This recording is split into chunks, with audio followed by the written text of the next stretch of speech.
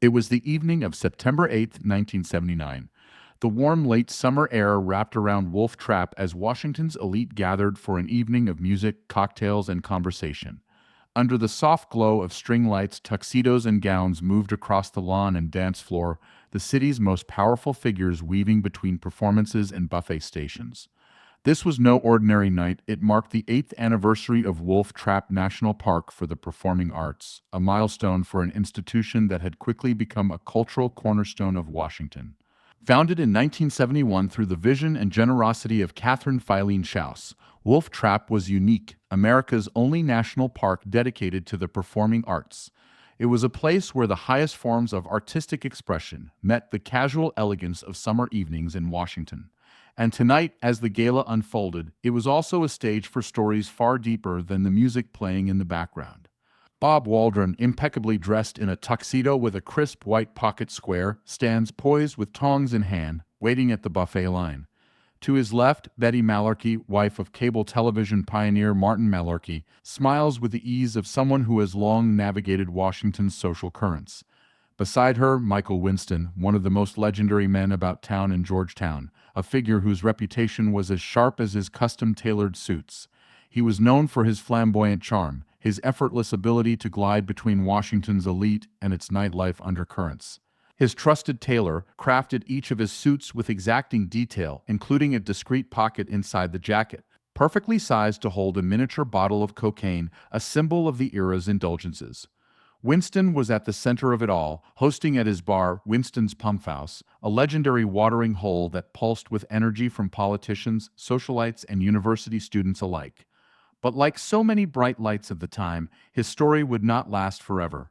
His untimely death, still wrapped in mystery, marked the end of an era where Georgetown belonged to the risk-takers, the rule-breakers, and the ones who defined Washington's after-dark glamour. Bob Waldron, too, had lived through Washington's harshest lessons. Once a trusted aide to Lyndon Johnson, he moved in the highest circles of power, a constant presence at the senator's side. He was indispensable, and then he was gone. A government security check uncovered what Washington whispered, but never said aloud: Bob was gay. In the climate of the 1960s, that was enough to end a career, to push a man into the shadows, to erase years of loyalty and service with a single report. He was quietly dismissed, his name scrubbed from the halls of power. But Washington is a city of reinvention, and Bob Waldron refused to disappear. He reemerged in the world of design, transforming spaces for embassies, corporate leaders, and even Lady Bird Johnson, the wife of the very man who had cast him aside. No longer a hidden figure behind the president, he became a tastemaker, a guardian of elegance, his name spoken with admiration in salons and boardrooms alike. By 1979, he was a board member of Wolftrap, not just attending the gala, but shaping its future. Waldron's influence extended beyond his own work. He mentored several designers who would go on to establish their own successful practices. Kelly Proxmire, now a member of the Washington Design Center Hall of Fame, began her career under Waldron's guidance before launching her own firm. Similarly, Barry Dixon, known for blending Southern style with global influences, worked with Waldron early in his career before founding his own design firm in 1995. Beyond the glittering event, the world was shifting. Disco ruled the dance floors of Georgetown's clubs, with the Bee Gees and Donna Summer defining the soundtrack of the era. Films like Apocalypse Now and Kramer vs. Kramer were capturing the country's imagination. Over at Wolf Trap, the upcoming season promised a mix of classical grandeur and jazz brilliance, with legends like Al Hirt set to take the stage. Yet even as Washington embraced the energy of change, some traditions lagged behind.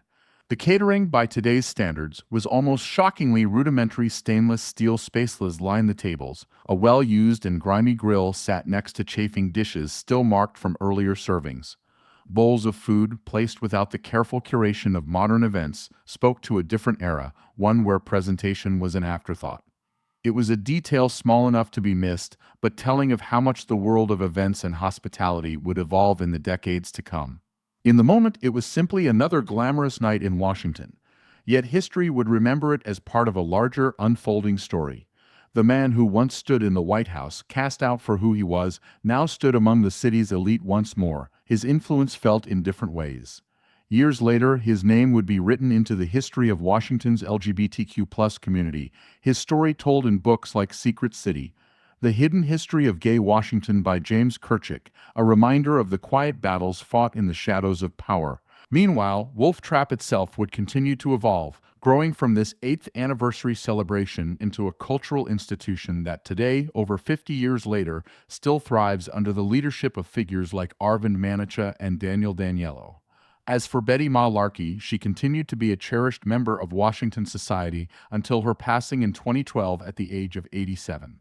And Michael Winston, his name carries on in whispers of old Georgetown, in memories of Winston's pump house, in the nights where Washington's elite sought escape in the laughter and indulgence he so effortlessly orchestrated.